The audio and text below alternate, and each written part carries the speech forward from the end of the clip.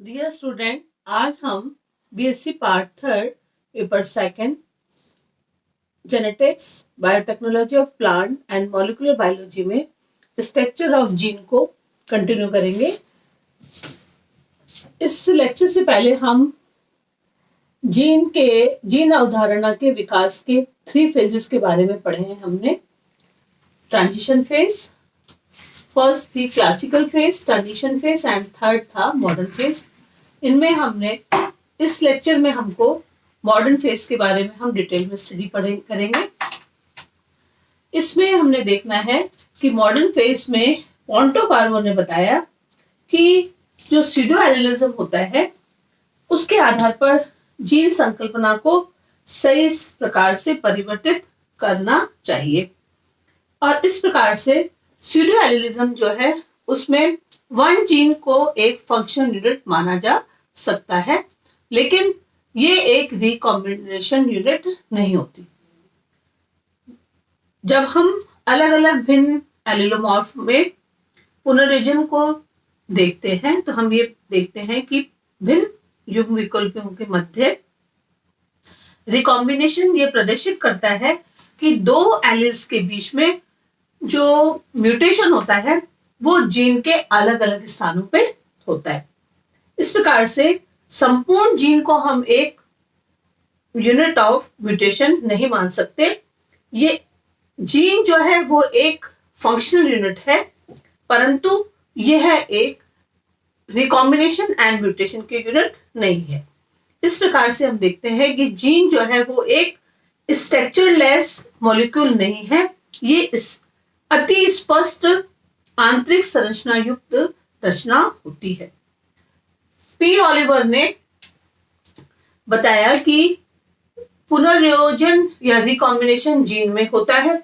इस प्रकार से उन्होंने जो भी अपने प्रैक्टिकल रिसर्चेस किए उसके आधार पर ऑलिवर और ग्रीन ने बताया कि ये मॉडर्न जीन कंसेप्ट है, मॉडर्न जीन का कंसेप्ट का फर्स्ट स्टेप है, और इनके अकॉर्डिंग जीन जो होते हैं वो long chain of nucleotide pair होते हैं। इस मॉडर्न फेज से पहले हमने क्लासिकल फेज पढ़ी थी, उसमें हमने देखा कि उसी फर्स्ट जो पहली बार जब ये इस पर काम हुआ कि क्या है जिनके ऐसे क्या चीज जो होती है वो one generation to one next generation जो होती है वो ट्रांसमिट हो रही है, तो मेंडल ने उस वर्ड को फैक्टर नाम दिया।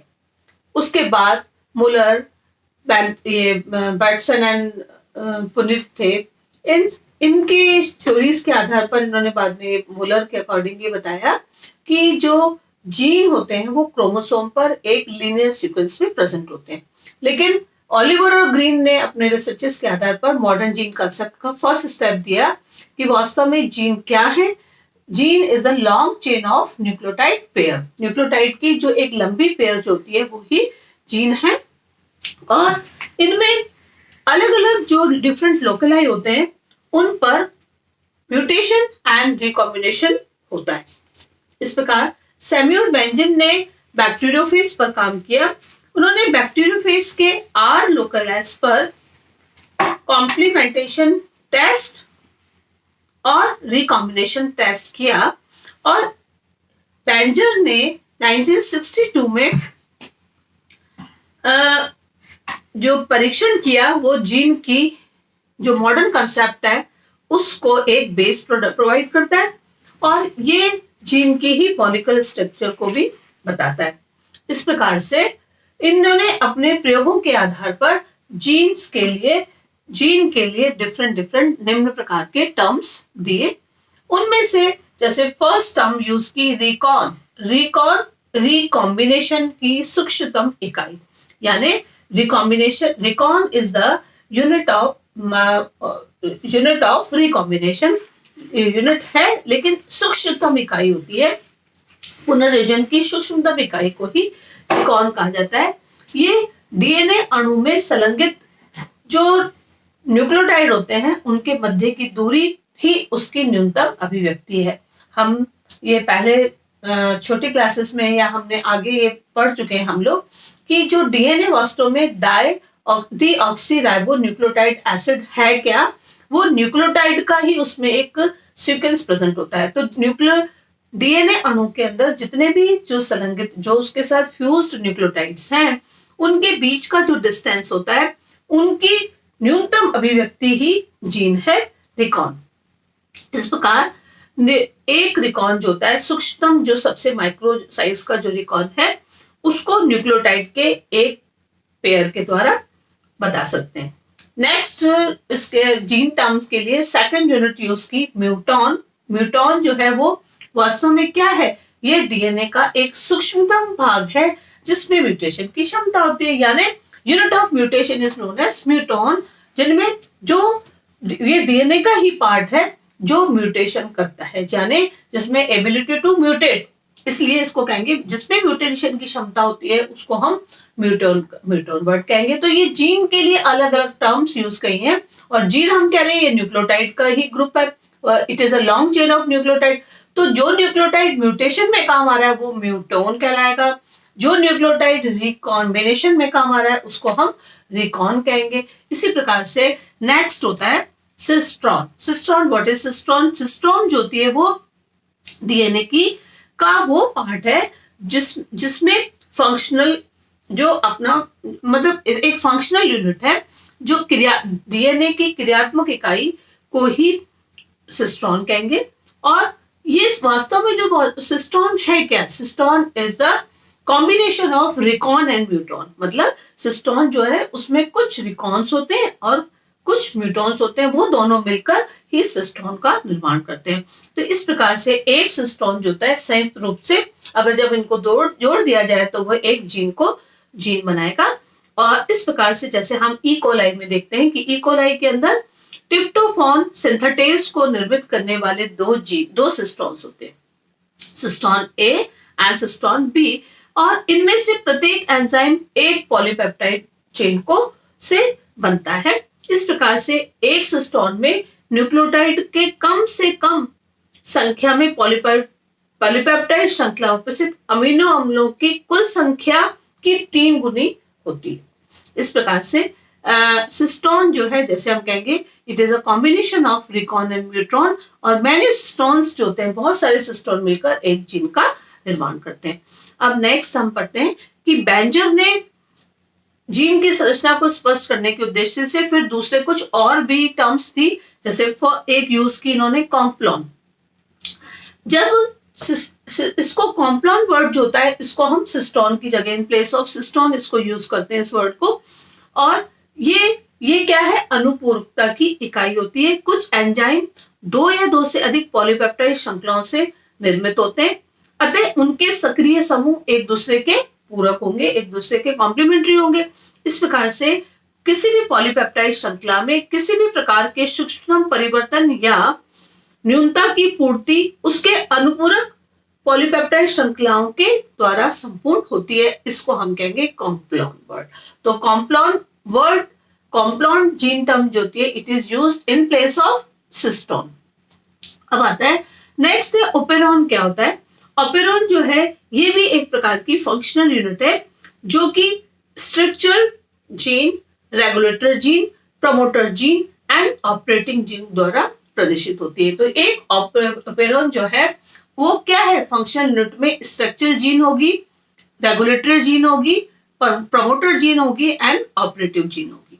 इस प्रकार से ऑपरेटर जीन जो होती है वो संरचनात्मक जीन या डीएनए द्वारा प्रेषित की गई आनुवंशिक सूचनाओं के प्रभावों को बदल सकता है। पूरा ओपेरॉन जो होता है वो डीएनए के पूरे स्ट्रक्चर चेंज में जो भी डीएनए ने सूचना प्रेषित की उन आनुवंशिक सूचनाओं के प्रभाव को बदल सकते हैं।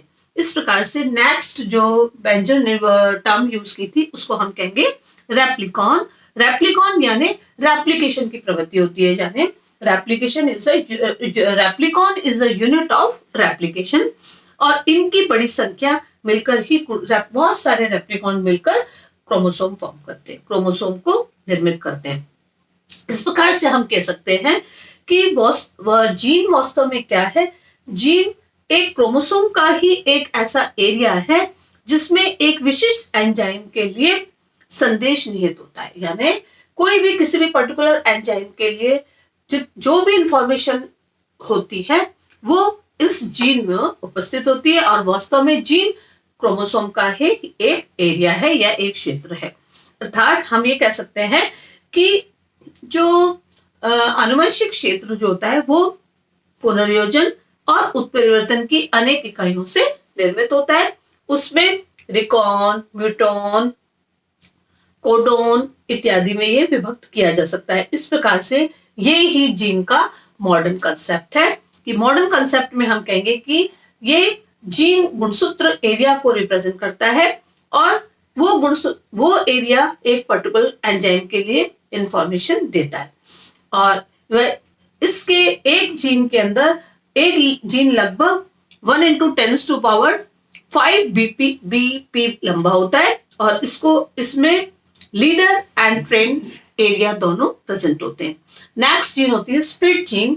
स्प्लिट जीन जो होती है उसमें coding and non coding introns द्वारा इसको पृथक किया जा सकता है, जिसमें से कोडिंग जो होते हैं उसको हम एक्सोन कहेंगे एंड नॉन कोडिंग जो कोडिंग सीक्वेंस जो होता है, coding sequence is known as exon and non coding sequence is known as intron. तो इंट्रॉन और एक्सोन मिलकर स्प्लिट जीन का निर्माण करते हैं। इनमें इंट्रॉन की संख्या के आधार पर स्प्लिट जीन को फिर फर्दर हम 2 टाइप्स में डिवाइड करते हैं। फर्स्ट है मोनो इंट्रॉन। मोनो से नाम से पता लगता है कि जिसमें ऐसा जीन जिनमें ओनली वन इंट्रॉन प्रेजेंट होता है उसको हम मोनो इंट्रॉन कहेंगे। और ये जो इस प्रकार की जीन जो होती है जिनोपस में प्रेजेंट होती है। जिनोपस के टीआरएनए ट्राइजीन और ड्रोसोफिला के टीआरएनए इसके एग्जाम्पल होते हैं। इस प्रकार के जीन जो होते हैं वो अनुलेखन का उपयोग कर उनका ट्रांसक्रिप्शन में यूज होता है, ट्रांसलेशन में यूज नहीं किया जा सकता। यदि उस इंट्रॉन को हम अलग से हटा भी दें तो ट्रांसलेशन की क्रिया समाप्त हो जाती है। यानी intron is responsible for transcription in protein synthesis. तो प्रोटीन सिंथेसिस में हमको पता है 2 प्रकार के प्रोसेसेस होते हैं, ट्रांसक्रिप्शन एंड ट्रांसलेशन। तो ट्रांसक्रिप्शन के लिए रिस्पॉन्सिबल कौन होगा? अगर हम वो इंट्रॉन है और मोनो इंट्रॉन था और उस इंट्रॉन को हमने निकाल दिया तो उसमें ट्रांसलेशन की क्रिया नहीं होगी। इस प्रकार से स्प्लिट जीन का सेकेंड टाइप जो होता है जिनमें मैनी नंबर्स ऑफ मतलब बहुत सारे नंबर ऑफ इंट्रॉन्स प्रेजेंट होंगे, उनको हम मल्टी इंट्रॉन्स कहते हैं। मल्टी इंट्रॉन जो होता है वो का जीन का अनुलेखन प्रोटीन में अनुवाद होता है ना, और इंट्रॉन का साइज एक्सॉन की अपेक्षा बहुत अधिक होता है। इस प्रकार से आज हमने स्ट्रक्चर ऑफ जीन में मॉडर्न फेज को डिटेल में स्टडी किया और डिटेल में स्टडी करने के बाद आज हम इसका ने जीन टर्म्स के बारे में भी डिफरेंट जीन टर्म्स के बारे में भी स्टडी किया। Thank you.